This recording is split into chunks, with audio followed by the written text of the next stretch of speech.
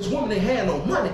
You pulled a real move. She was like, oh no, nephew, it ain't nothing like that. She was like, I thought she did have some money. When I went back there and talked to her, she let me know she don't get paid till tomorrow. So I said, oh, you done pulled 3 or 4 smoker moves in the last 15 minutes.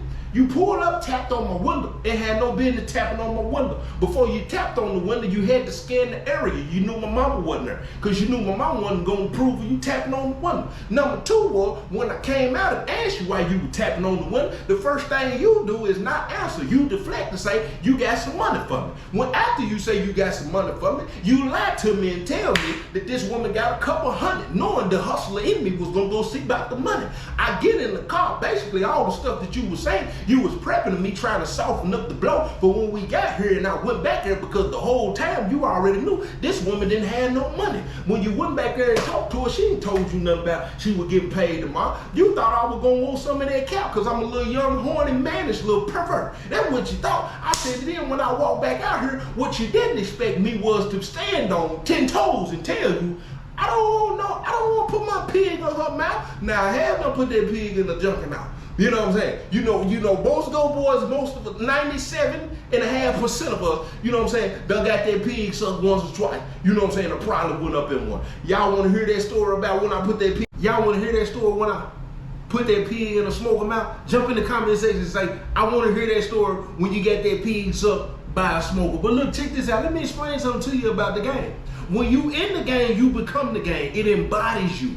Even though you may have some kind of morals and principles and standards against certain things, how you was raised, certain things you believe in, certain things you don't believe in. And when you get into the game, let me tell you something, it consumes you. You conform to the game. That's why the scriptures say, don't be conformed to this world, but be renewed by the transformation of your mind. It means to form new ideas, because when you in the game, let me tell you something, your ideas are going to become the game. Your ideas are going to become the street. Things that you think that you will stand against, once you start to get swallowed up in the streets, you going to become just that. Because there's no way in the world I would have been like, I'm cool with serving my homeboy mama. Because it was an ongoing situation after that. Even though I wouldn't serve her right up, if she hit my phone or text me, I'll tell her, man, go get it from, tell him, you know what I'm saying? I said, make sure that's straight, this is that. I still was indirectly doing it. Same thing when you, like your homeboy, when you say, I ain't gonna sleep with my homeboy gal. And then it's one of them days, you know what I'm saying, you just cool or you just chilling, she try you, or even if you wanna shoot your shot at her and you see she go, the back of your mind, you say, man, I ain't gonna never do that. But when you in the street, it's certain things that happen that you say you will never do.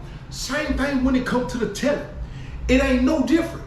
These dudes, man, I never tell. You in the situation and get what you doing. You doing a written statement and you giving the audio. And they got you on video. Your feet kicked up and everything. You never can say what you won't do until you in that situation. It's certain people who say, man, I never rob somebody. Next thing you know, they were hurting. They tried to take care of themselves. Before you know it, they done up their hand on somebody. It's people who said they'll never hustle. Get what? Got down bad, and get what they did? They had to flip a back or two because it was somebody who was playing devil advocate and said, man, I ain't got no bread, but I got this for you. Boom. And that's what happened. That's what happened when I jumped back in the streets when I came home. For the little 6 to 7 months I was in the street, things wasn't going the way I wanted them to go. Even though I had prayed and told the Most High, man, I never jump back in the street. I never sell dope again. I didn't want to sell dope. Meant every word of it. But when things wasn't moving as fast as I expected them to move, and it wasn't going the way I wanted it to go, guess what? Hey, my guy, I need to see you. If y'all want to hear that story, jump in the comment section and say, I want to hear the story about when you started back hustling, when you got out. And I got you. But what I'm saying is, listen to me. When you in the streets, people always say, you got to accept what come with the street. That's true. If you get robbed in the streets and you in the streets, you can't say just because you selling dope that the dope boy, that the jackals don't get to rob you. It's in the streets. When the dope boy put the hit on the jack boy and the jack boy get hit, the jack boy can't say, man, I'm just jacking. No, it's a chain reaction. Everything come with that. So when you find out one of your homeboys is serving your auntie, don't you get mad if you in the streets, because your auntie is a part of the streets. And if he start to serve your auntie, your uncle, your cousin, whoever it is, don't you get mad.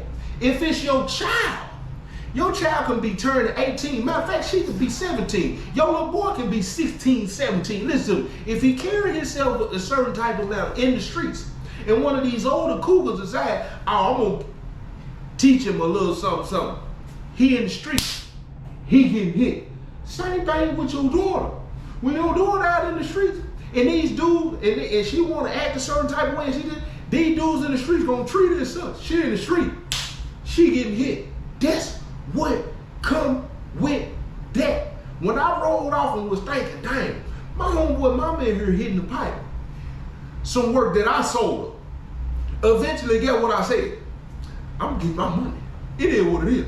I don't care who it is. But see, this is the thing though.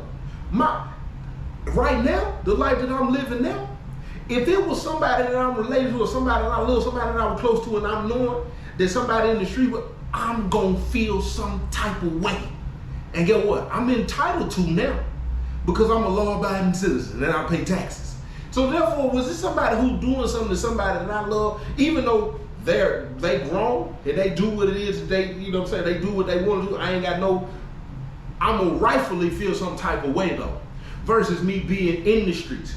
When I'm in the streets, I have no right to feel no type of way because I'm in the streets and whatever come with that, that's what come with that. And this is part of the game. Y'all be blessed.